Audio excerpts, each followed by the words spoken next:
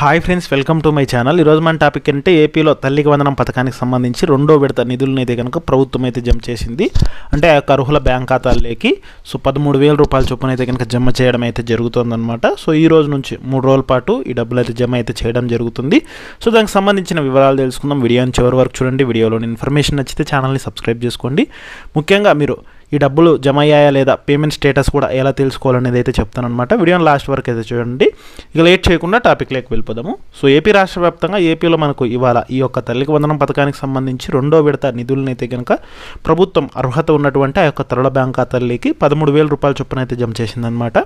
అంటే మనకు 1వ తరగతి నుంచి ఇంటర్మీడియట్ సెకండ్ ఇయర్ వరకు చదివే విద్యార్థుల తరల బ్యాంక్ ఖాతాల్లోకి అయితే ఈ డబ్బులు జమ చేస్తారు. ఒక్కొక్కరికి స్కూల్కి వెళ్ళేటువంటి విద్యార్థులకు 13,000 చొప్పున అయితే కనుక విడుదలైతే చేయడం జరిగిందనమాట. ఒకవేళ 2 వెళ్తుంటే 26,000, 3 వెళ్తుంటే 39,000, ఇలా అయితే కనుక ఆ యొక్క అర్హులకు డబ్బులు అయితే జమ చేయడం అయితే జరుగుతుందన్నమాట. సో ముఖ్యంగా 3 రోజుల పాటు ఈ నిధులను అయితే విడుదల చేస్తామని చెప్పారనమాట. అంటే మనకు ఈరోజు, రేపు, మన్నాడు జూలై 24వ తేదీ వరకు అయితే కనుక ఈ డబ్బులు జమ చేసే ప్రక్రియ కొనసాగుతుందని అయితే కనుక చెప్పడం అయితే జరిగింది. సో ఎవరు ఎలాంటి టెన్షన్ అయితే పడాల్సిన అవసరం లేదనమాట.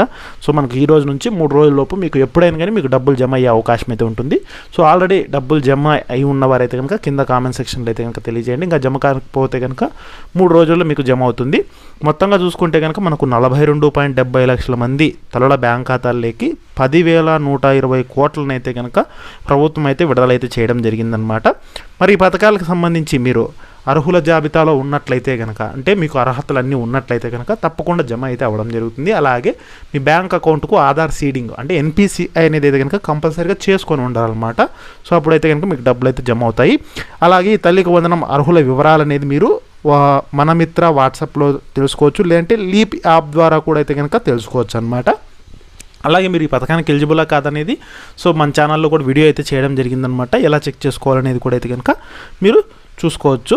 అయితే ఏంటంటే కనుక ఈ రాష్ట్ర ప్రభుత్వం తల్లికి వందనం నిధులను 13,000 రూపాయలు అయితే విడుదల చేసింది. సాంకేతిక కారణాలతో మెసేజ్ రాకపోయినా, నగదు జమ కాలేదని అనుమానం ఉన్నా మీరు లీప్ యాప్ ద్వారా అయితే కనుక పథకం స్టేటస్ చెక్ చేసుకోవచ్చని విద్యాశాఖ కూడా అయితే తెలిపిందనమాట. పేరెంట్ లాగిన్ ద్వారా తల్లికి వందనం స్టేటస్ ఆప్షన్లోకి వెళ్ళి డబ్బులు జమ అయ్యాయో లేదో తెలుసుకోవచ్చని అయితే తెలిపింది.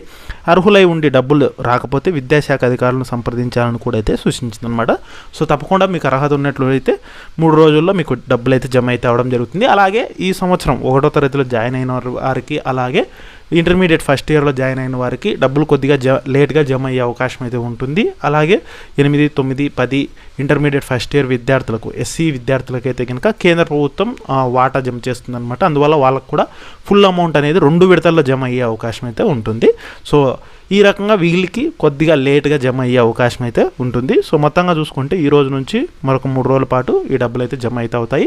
అలాగే పేమెంట్ స్టేటస్ కూడా ఎలా తెలుసుకోవాలనేది నేను మీ నెక్స్ట్ వీడియోలలో అయితే కనుక చెప్తానమాట. సో అది మీరు మిస్ కాకూడదు అంటే కనుక ఛానల్ని సబ్స్క్రైబ్ చేసుకోండి.